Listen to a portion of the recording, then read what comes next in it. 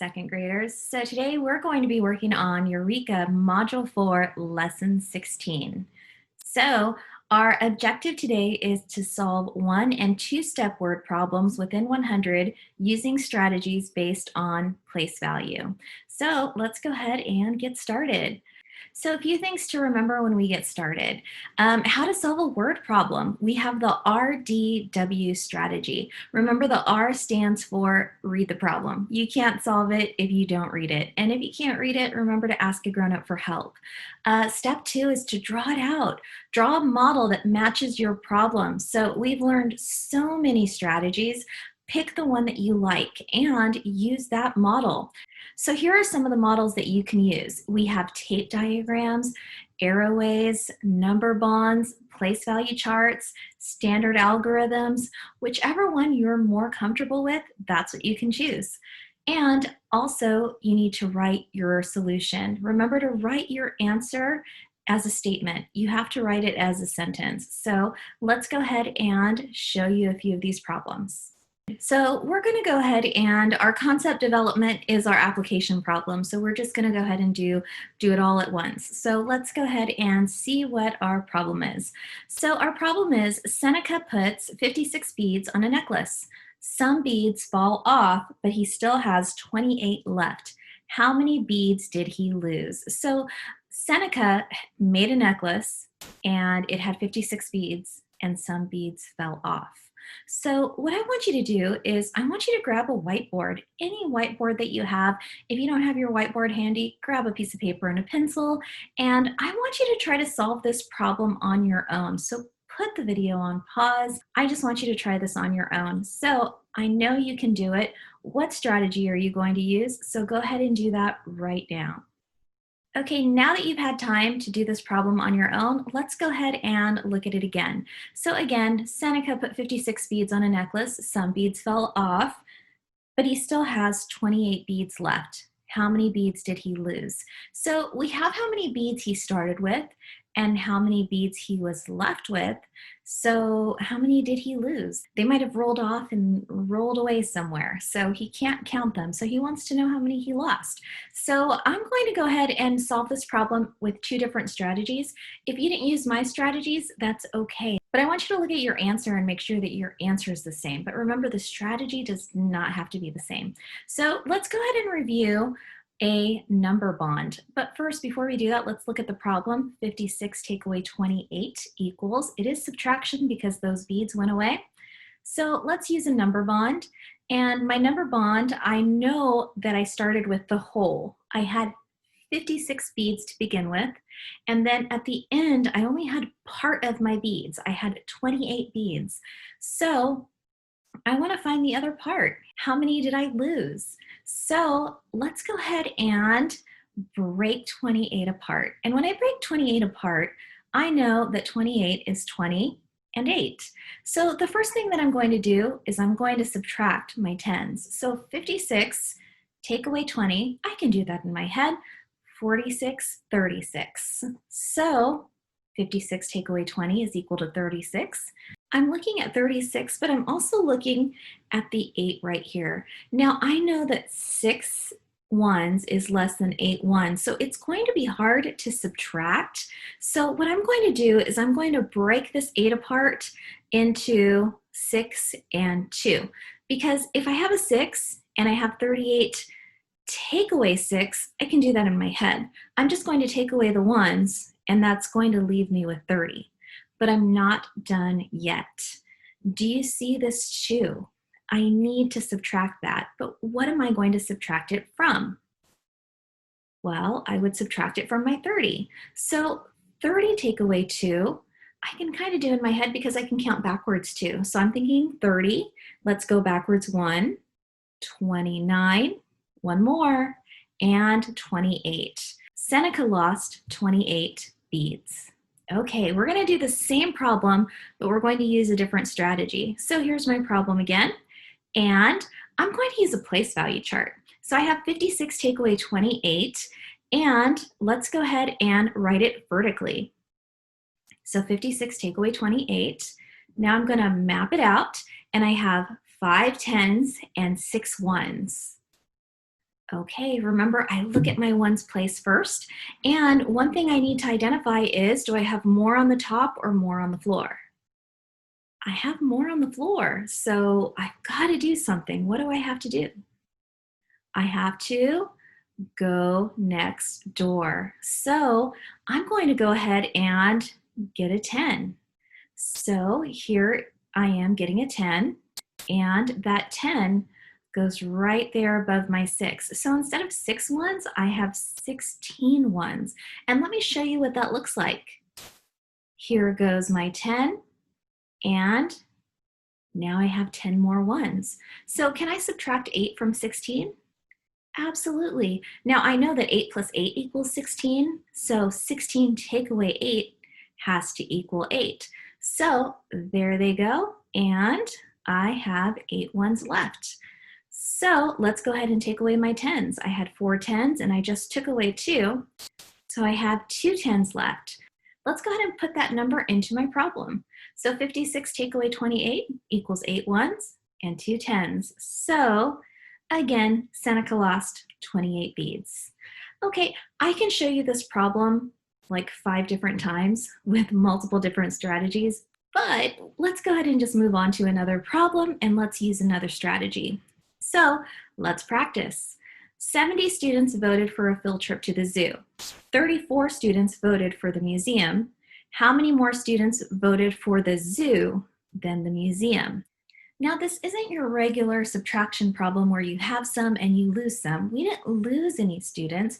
What we're doing is we are finding the difference. So I'm going to use a tape diagram to solve this. So now I have my pieces of tape. The top piece of tape is going to represent the number of students who voted to go to the zoo.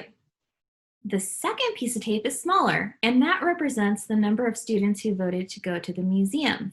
Now, I know how many students voted to go to the zoo. I know how many students voted to go to the museum. I want to know the difference. I want to know how many more students voted to go to the zoo. So what I'm going to do is I'm going to draw this right here, and I want to find the difference. Just like that, right there. So I need to find that number right there. And how I'm going to find that? Well, this looks like a part whole model.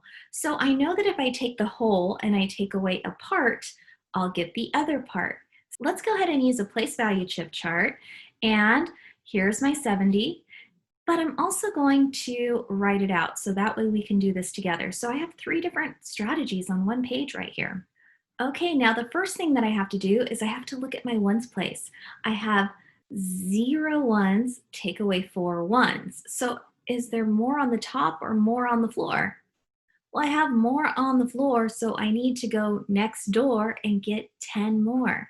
So I'm going to go ahead and get my 10 and move it over to the ones. And it looks like that. I have 6 10s left, but now I have 10 ones. So now I can subtract 4. So let's go ahead and take away that 4. And I'm left with 6 ones. And then I have 6 10s, and I'm going to take away 3. And when I take away 3, that leaves me with 3 10s. So that means that 36 more students voted to go to the zoo. And that's it for that problem. Now let's move on to our next problem here. And this is a problem about Suki. Suki has 44 cents. She spends 25 cents on a pencil. How much money does she have left? And then we have a part B. This is a 2-part problem. It says she finds 33 cents more. How much money does she have now? Well, let's just take it one problem at a time. Let's just focus on part A, and then we will move on to part B. So I'm going to use a tape diagram. It's going to look a little different than our last tape diagram. So I have one piece of tape, and I know that that's my whole. I have 44 cents. Now, Suki spent part of that, and she spent 25 cents. So we need to find out how many does she have left. We need to find that other little piece of tape. So how I'm going to do that is, what do you think? Well, if you look, it's part, whole. I have the whole, I have a part. I need one more part, so that means that I need to subtract. So Let's go ahead and subtract 44, take away 25. So more on the top or more on the floor? Well, I have more on the floor, so I need to go next door and get 10 more. So here I go next door. Now instead of 4 tens, that would leave me with 3 tens. And instead of 4 ones, I now have 14 ones. So 14 ones take away 5. I'm going to give you a second to try to figure that out. And that is 9. So 14 take away 5 is equal to 9. And then 3 take away 2 is 1. So Suki has 19 cents left. Okay, so we're not done yet. And the reason we're not done is because this is a two-part problem. Two-part problem. So that means we have to do the second part before we're done. So we did part A, and we know that Suki had 19 cents left. So 44 take away 25 is equal to 19. But let's read part B now. She finds 33 cents more. How much money does she have now? So right here, we have our tape diagram, and let's fill it out. She had 19 cents left, but she was walking, and she found 33 cents. So now we need to figure out the whole. We need to figure out how much money does she have now.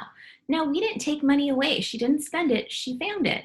So what we have to do is we have to add. So let me go ahead and look at my ones right there. I have 3 plus 9. So 3 plus 9, well, I have 9, and I'm going to say 10, 11, 12 is equal to 12.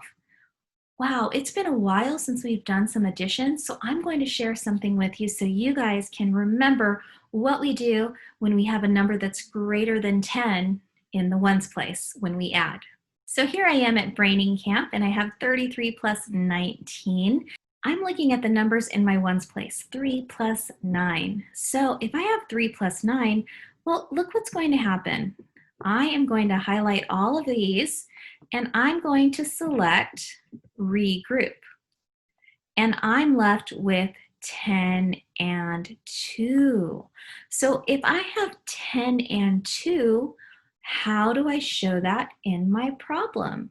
Well, what I would do is I would go ahead and put my 2 ones here, and then I'm going to put my new 10 below right here. And remember, I don't put it like in the answer. I put it on the equal sign so that way I can remember to add it when it's time to add. So I have 2 ones, and now let's go ahead and look at our tens. I have 3, 4, and 5. So now I have 5 tens, and I'm going to pick a different color to write that. And now I have 52. So before I go back to my problem, let's go ahead and have another look. I have 10, 20, 30, 40, 50, and then I have 2 ones. So let's go back to our problem and let's write it out. So now that I have my ones, 3 plus 9, I am going to put my 2 ones, and I'm going to put my new group of 10 right there below. And now I'm ready to add my tens. So I have 3, 4, and then I have that 1 10 that I can't forget about. And that leaves me with 5 tens. So 52. So that means that Suki now has 52 cents. So thank you so much for watching, and let's go ahead and take a look at our seesaw activity for today. And it's your turn, so let's go ahead and read the problem. It says, Vicky modeled the following problem with a tape diagram. 82 students are in math club. 35 students are in science club. How many more students are in math club than science club? It's one of those tape diagrams where we need to find the difference. It's kind of like that problem that we had with the zoo and the museum. We have one long piece of tape for more students and then a smaller piece of tape for less students. We're not taking them away, but we do have to find the difference. So we do need to subtract. So don't forget to show your work and put your answer right here for me. Make sure you use your seesaw tools to show me how you went next door. And that's it. So I hope you guys enjoyed our lesson, and we'll see you for lesson 17 tomorrow. Bye.